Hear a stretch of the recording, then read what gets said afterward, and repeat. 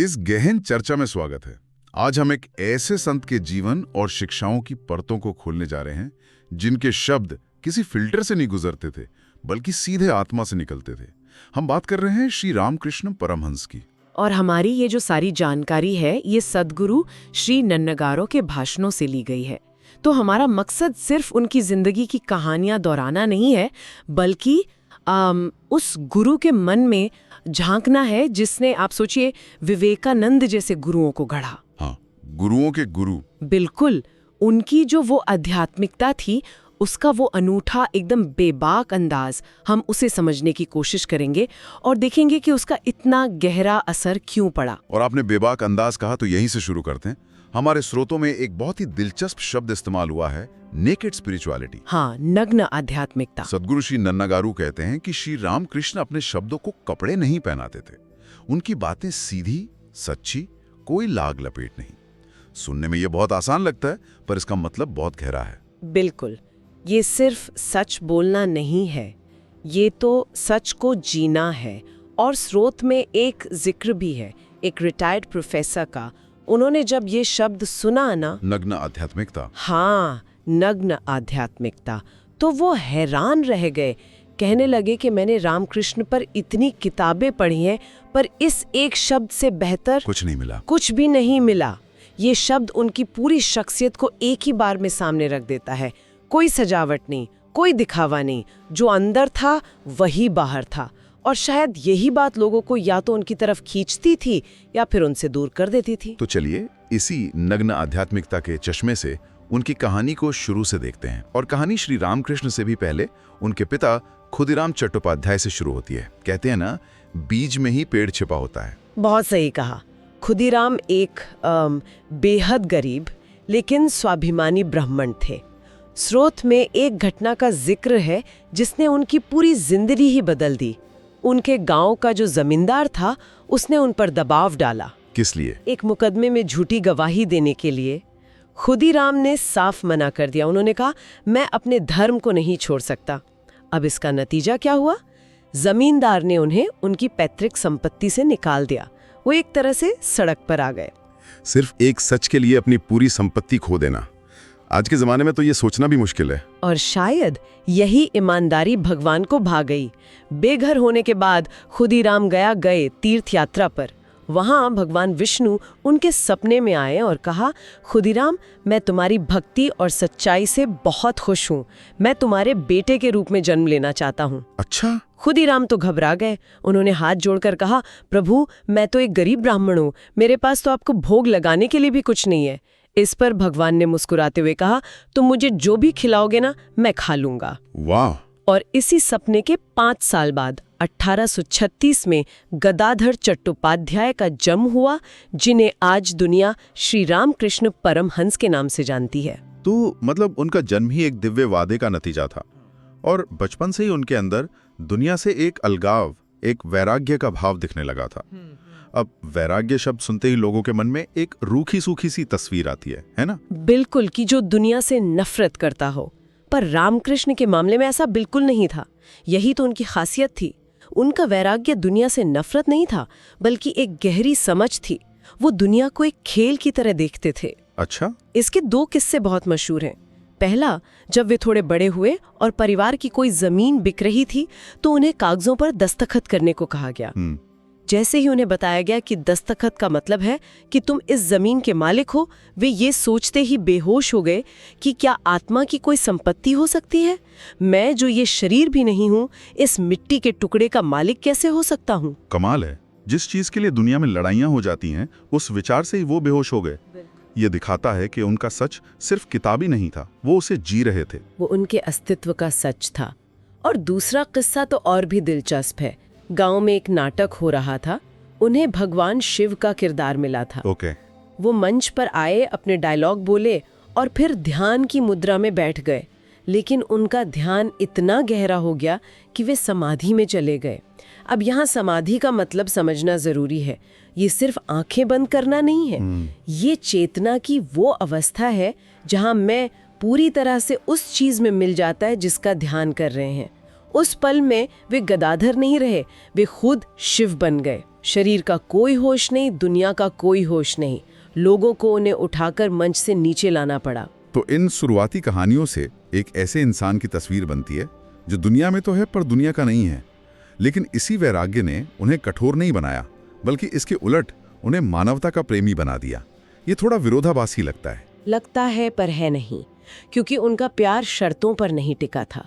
वो किसी का पद, ज्ञान या पैसा नहीं देखते थे। वो सीधे इंसान की आत्मा में झांकते थे। उनके लिए दिल की पवित्रता ही सब कुछ थी। और यही उनकी वो नग्न आध्यात्मिकता फिर से सामने आती है। बिल्कुल, वो सामाजिक शिष्टाचार की कोई परवाह नहीं करते थे। अगर कोई शादी के लिए मुहूर्त पूछने आता तो वे सीधे कहते, क्या तुम मुझसे अपने बेटे बेटी को बर्बाद करने का शुभ समय पूछ रहे हो? लोग तो चौंक जाते थे। ये तो बहुत बहुत कठोर लगता है। कोई ऐसा क्यों कहेगा? क्योंकि वो देख सकते थे कि ज्यादातर शादियां इच्छाओं और वासनाओं को पूरा करने के लिए हो रही हैं, आध्यात्मिक उन्नति के लिए नहीं। जब लोग समाज का हवाला देते तो वो पूछते, तुम अपनी इच्छा पूरी करने के लिए शादी कर रहे हो या समाज के लिए? भगवान समाज का ध्यान रख लेंगे, तुम अपनी आत्मा का ध्यान रखो। किसी भी तरह का पाखंड वो एक पल में पकड़ लेते थे। और ये सिर्फ बातों तक नहीं था, वो सांसारिक लोगों की ऊर्जा को लेकर भी बहुत संवेदनशील थे। बहुत ज्यादा। स्रोत बताते हैं कि अगर कोई बहुत ज्यादा दुनियादारी में डूबा हुआ इंसान जो सिर्फ पैसे और रुतबे की बातें करता उनसे मिलने आता तो उसके जाने के बाद वो उस जगह को गंगा जल से साफ करवाते थे। सच में? हाँ, वो कहते थे कि ऐसे लोगों की ऊर्जा यहाँ चिपक गई है। लेकिन इसका दूसरा पहलू भी देखिए, अगर कोई दिल का साफ इंसान जिसकी आत्मा पवित्र हो उनसे मिलने आता, चाहे वो 30 साल का ही क्यों ना हो, वो उसे एक बच्चे की तरह अपनी गोद में बिठा लेते और कहते, वाह, इसमें तो अभी तक काम और क्रोध ने प्रवेश ही नहीं किया। वो बाहरी उम्र नहीं, आत्मा की उम्र देखते थे। ये दिखाता है कि उनके लिए पवित्रता ही सब कुछ थी। अच्छा, उनकी शिक्षाओं का तरीका भी बहुत अलग था। वो कोई ग्रंथ नहीं लिखते थे, नहीं लंबे चौड़े भाषण देते थे। उनकी शिक्षाएं तो रोजमर्रा की घटनाओं से निकलती थी। हाँ, और अक्सर बड़े नाटकीय ढंग से। रानी रासमणी वाला किस्सा तो इसका सबसे बड़ा उदाहरण है। हाँ, वो तो हिला के रख देने वाला है। बिल्कुल। रानी रासमणी ने दक्षिणेश्वर में काली मंदिर बनवाया था और रामकृष्ण वहां पुजारी थे, मतलब रानी उनकी बॉस थी। एक दिन रानी मंदिर में बैठकर भजन सुन रही थी, पर उनका मन अपने किसी कोर्ट केस में अटका हुआ था। रामकृष्ण ने ये देख लिया। वो रानी के पास गए और उन्हें एक जोर का थप्पड़ मार दिया। एक मिनट, उन्होंने अपनी बॉस को, एक रानी को, सबके सामने थप्पड़ मार दिया? आज के जमाने में तो कोई सोच भी नहीं सकता। फिर क्या हुआ? सब सन्न रह गए। रानी के रिश्तेदार तो गुस्से में रामकृष्ण को मारने दौड़े, लेकिन रानी ने उन्हें रोक दिया। उन्होंने कहा, ये थप्पड़ मुझे नहीं, मेरे मन को पड़ा है, इसने मुझे जगा दिया है। और रामकृष्ण ने उनसे कहा, तुम यहाँ माँ के सामने बैठकर भी दुनिया की चिंता कर रही हो। माँ के मंदिर में माँ से सिर्फ वैराग्य और विवेक मांगना चाहिए, दुनिया की चीजें नहीं। ये हिम्मत कहाँ से आती थी? इसी तरह उन्होंने बड़े बड़े विद्वानों को भी अपनी सहज बुद्धि से चुप करा दिया। तोतापुरी वाला किस्सा भी कुछ ऐसा ही है। हाँ, तोतापुरी उनकी अद्वैत गुरु थे। अब अद्वैत वेदांत बहुत ऊंचा दर्शन है जो कहता है अहम ब्रह्मास्मि, मैं और ब्रह्म एक हैं। तोतापुरी इस ज्ञान के शिखर पर थे। एक दिन वो ध्यान में बैठे थे और बाहर कुछ बच्चे शोर मचा रहे थे। उन्हें गुस्सा आ गया और वो बच्चों को डांटने लगे। रामकृष्ण ये देखकर हंसने लगे। उन्होंने पूछा, क्या अब आपका अद्वैत पूरा हो गया है? आप तो कहते हैं सिर्फ ब्रह्म ही सत्य है, तो फिर गुस्सा किस पर कर रहे हैं? शोर बच्चे कर रहे हैं या आपके मन में हो रहा है? वाह, एक सीधा सा सवाल और पूरे दर्शन का सार सामने रख दिया। किताबी ज्ञान और अनुभव के ज्ञान में यही तो फर्क है। बिल्कुल। तोतापुरी जैसे महान ज्ञानी को एक पल में अपनी कमी का एहसास हो गया। रामकृष्ण की बुद्धि तर्कों में नहीं, जीवन की सीधी सच्ची समझ में थी। एक और उदाहरण है, जब मंदिर में भगवान कृष्ण की मूर्ति का पैर टूट गया। अच्छा, नहीं हो सकती, इसे गंगा में बहाना होगा और नई मूर्ति लानी होगी। जब रामकृष्ण से पूछा गया तो उन्होंने बस एक सवाल किया, अगर रानी रासमणी के दामाद का हाथ टूट जाए तो क्या वे उन्हें गंगा में फेंककर नया दामाद ले आएंगी या उनका इलाज करवाएंगी? इस सवाल के बाद तो किसी के पास कोई जवाब ही नहीं बचा होगा, सबकी बोलती बंद हो गई होगी। और मूर्ति की मरम्मत करके उसे फिर से स्थापित कर दिया गया। बिल्कुल।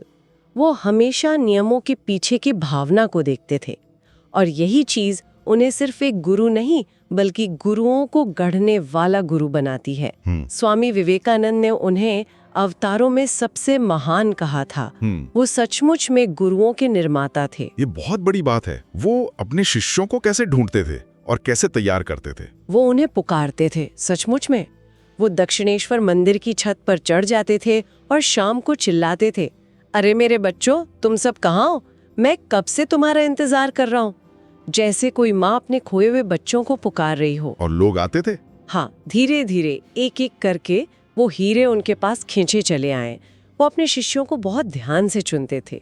वो कहते थे, जैसे गाय अपने बछड़े की गंदगी को चाटकर साफ कर देती है, वैसे ही मैं तुम्हारे भीतर की सारी गंदगी को साफ कर दूंगा। ये एक गुरु का अपने शिष्यों के लिए चरम समर्पण है। उनके सिखाने का तरीका भी हर शिष्य के लिए अलग था। जैसे विवेकानंद जो तब नरेंद्र थे, वो तो बहुत तर्कवादी थे। उनको कैसे संभाला रामकृष्ण ने? ये उनके सिखाने की कला का सबसे बेहतरीन उदाहरण है। जब नरेंद्र पहली बार उनसे मिले तो उन्होंने सीधे पूछा, क्या आपने भगवान को देखा है? रामकृष्ण ने मुस्कुराकर कहा, हाँ देखा है, ठीक वैसे ही जैसे मैं तुम्हें देख रहा हूँ, बल्कि इससे भी ज्यादा साफ। नरेंद्र ने मान लिया? नहीं, उन्हें विश्वास नहीं हुआ। वो लगातार तर्क करते रहे, शक करते रहे। कोई और गुरु होता तो शायद डांट कर भगा देता, पर रामकृष्ण ने धैर्य नहीं खोया। वो जानते थे कि नरेंद्र को तर्क से नहीं, अनुभव से ही मनाया जा सकता है। एक दिन जब नरेंद्र फिर बहस कर रहे थे, रामकृष्ण ने बस उठकर उन्हें अपने पैर से छू दिया। और उस एक स्पर्श से क्या हुआ? नरेंद्र को लगा जैसे पूरे ब्रह्मांड की ऊर्जा उनके अंदर दौड़ गई। उन्हें हर चीज में, दीवारों में, दरवाजों में, हर कण में ईश्वर दिखने लगा। उनका जो वो तर्क करने वाला दिमाग था, वो एक पल में शांत हो गया। अनुभव ने तर्क को हरा दिया। यानी हर ताले के लिए एक अलग चाबी।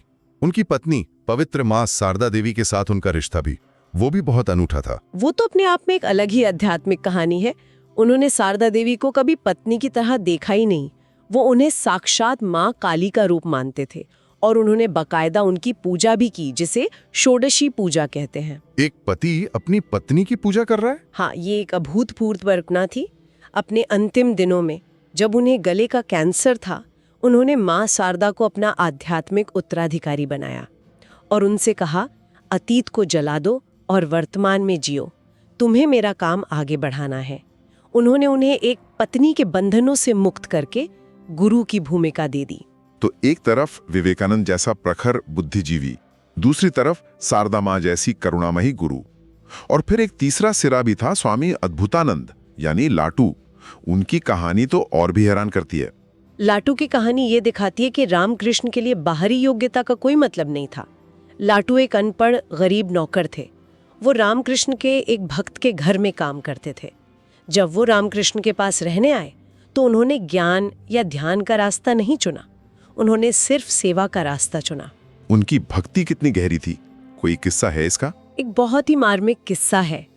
एक बार रामकृष्ण को आधी रात में अचानक थूकने की जरूरत पड़ी। कमरे में थूकदान थोड़ा दूर रखा था। लाटू को लगा कि अगर वो उसे लाने जाएंगे तो देर हो जाएगी और गुरु को तकलीफ होगी। उन्होंने बिना एक पल सोचे अपने दोनों हाथ फैला दिए और रामकृष्ण का थूक अपने हाथों में ले लिया। ये सुनकर तो सच में रोंगटे खड़े हो जाते हैं। ये तो समर्पण की पराकाष्ठा है। रामकृष्ण उनकी इस निश्चल भक्ति को देखकर अभिभूत हो गए। उन्होंने कहा, लाटू तुम अद्भुत हो। और बाद में विवेकानंद ने जब रामकृष्ण के सन्यासी शिष्यों को दीक्षा दी तो उन्होंने लाटू को नाम दिया अद्भुतानंद यानी अद्भुत आनंद। एक अनपढ़ नौकर रामकृष्ण के स्पर्श से एक महान संत बन गया। तो एक ही गुरु के आंगन में तीन अलग अलग रास्ते दिखते हैं। विवेकानंद का ज्ञान मार्ग, शारदा माँ का करुणा का मार्ग और लाटू का भक्ति और सेवा का मार्ग। ये सचमुच सोचने पर मजबूर करता है कि असली रास्ता कौन सा है। शायद हर किसी के लिए रास्ता अलग होता है। बिल्कुल। रामकृष्ण एक ऐसे डॉक्टर थे जो हर मरीज को उसकी बीमारी के हिसाब से अलग दवा देते थे। यही उनकी महानता थी। उनकी शिक्षाएं भी ऐसी ही थी, सीधी, सरल और दिल पर चोट करने वाली। वो दृष्टांतों के गुरु थे। हाँ, जैसे ईश्वर को पाने की तड़प को समझाने के लिए वो पानी में सिर डुबोने वाली कहानी सुनाते थे। हाँ, वो कहते थे कि एक शिष्य अपने गुरु से बार बार पूछता था, मुझे भगवान कब मिलेंगे। एक दिन गुरु उसे नदी में नहाने ले गए। और अचानक शिष्य का सिर पकड़कर पानी में डुबो दिया। शिष्य छटपटाने लगा, उसकी जान निकलने को हो गई। जब उसे बाहर निकाला तो गुरु ने पूछा, पानी के अंदर तुम्हें सबसे ज्यादा किस चीज की जरूरत महसूस हो रही थी? सांस की। हाँ, शिष्य ने हाफते हुए कहा, हवा की, बस एक सांस की। गुरु ने कहा, जिस दिन तुम्हें भगवान की जरूरत भी इतनी ही शिद्दत से महसूस होगी, उसी पल वे तुम्हें मिल जाएंगे। यार जबरदस्त मिसाल है। उन्होंने अहंकार जैसी मुश्किल चीज को भी बड़े सरल तरीके से समझाया। वे कहते थे, अहंकार प्यास की परतों की तरह है, तुम उसे छीलते जाओ, एक परत, फिर दूसरी, फिर तीसरी, और अंत में क्या बचता है? कुछ नहीं, शून्य। और उनका एक उपदेश तो आज के भागदौड़ भरे जीवन के लिए बहुत जरूरी है। वो कहते थे, पहले एक कमाओ, उसके बाद जितने चाहे शून्य लगा लो। इसका क्या मतलब था? यहाँ एक का मतलब है आत्मज्ञान या ईश्वर का अनुभव, और शून्य है दुनिया की दौलत, शोहरत, पद। वो कहते थे, अगर तुम्हारे पास वो एक है तो उसके आगे लगने वाला हर शून्य उसकी कीमत 10 गुना बढ़ा देगा। लेकिन अगर तुम्हारे पास वो एक ही नहीं है तो तुम चाहे करोड़ों शून्य इकट्ठे कर लो, उनकी कीमत शून्य ही रहेगी। ये तो जीवन का पूरा गणित ही बदल देता है। और उनका संदेश कर्म से भागने का नहीं था, बल्कि कर्म को करने के सही तरीके का था। हाँ, वो कहते थे, एक हाथ से भगवान के पैर मजबूती से पकड़ कर रखो और दूसरे हाथ से दुनिया के काम करो। जब सही समय आएगा और तुम्हें भगवान के दोनों पैर पकड़ने की जरूरत होगी तो दुनिया के काम अपने आप तुम्हारे हाथ से छूट जाएंगे। मतलब आध्यात्मिकता का मतलब जिम्मेदारियों से भागना नहीं है, बल्कि दुनिया में रहते हुए भी अपना कनेक्शन ईश्वर से बनाए रखना है। तो ये थी श्री रामकृष्ण के जीवन की एक झलक। उनके पिता को मिले दिव्य वचन से लेकर विवेकानंद और लाटू जैसे गुरुओं की एक पूरी पीढ़ी तैयार करने तक उनका पूरा जीवन गहरी करुणा, अटूट सच्चाई और उस नग्न आध्यात्मिकता का प्रतीक था जो बाहरी ज्ञान के बजाय आंतरिक पवित्रता पर जोर देती है। इन सारी कहानियों को सुनने के बाद मन में एक सवाल उठता है, जो शायद हर साधक के मन में उठता होगा। कौन सा मार्ग ज्यादा आकर्षित करता है? लाटू की तरह पूर्ण समर्पण और सेवा का मार्ग, जहां तर्क के लिए कोई जगह नहीं है, या विवेकानंद की तरह ज्ञान और तर्क का मार्ग, जहां हर चीज को बुद्धि की कसौटी पर परखा जाता है? या फिर रामकृष्ण का वो सीधा सरल बच्चों जैसा भक्ति का मार्ग? बिल्कुल, शायद इसका कोई एक जवाब नहीं है। हर किसी की यात्रा अलग है। अंत में एक विचार के साथ इस चर्चा को समाप्त करते हैं। स्रोत में बताया गया है कि श्री रामकृष्ण कहते थे, जो भी यहाँ आएगा यानी मेरे पास, वो मुक्त हो जाएगा। यह एक बहुत बड़ा दावा है। आज के समय में जब अनगिनत आध्यात्मिक रास्ते और गुरु मौजूद हैं, एक गुरु के ऐसे दावे का क्या अर्थ निकाला जाए? ये एक गहरा सवाल है। क्या इसे एक ऐतिहासिक विश्वास के रूप में देखना चाहिए जो उस समय के भक्तों के लिए था, या यह एक शाश्वत आध्यात्मिक वादा है, या फिर यह एक सच्चे गुरु की उस परिवर्तनकारी शक्ति का प्रतीक है जो किसी भी इंसान को, चाहे वो विवेकानंद हो या लाटू, उसकी कमियों के साथ स्वीकार करके उसे बदल सकती है? इसका जवाब शायद बौद्धिक विश्लेषण में नहीं, बल्कि व्यक्तिगत खोज में ही मिल सकता है। सोचने के लिए बहुत कुछ है।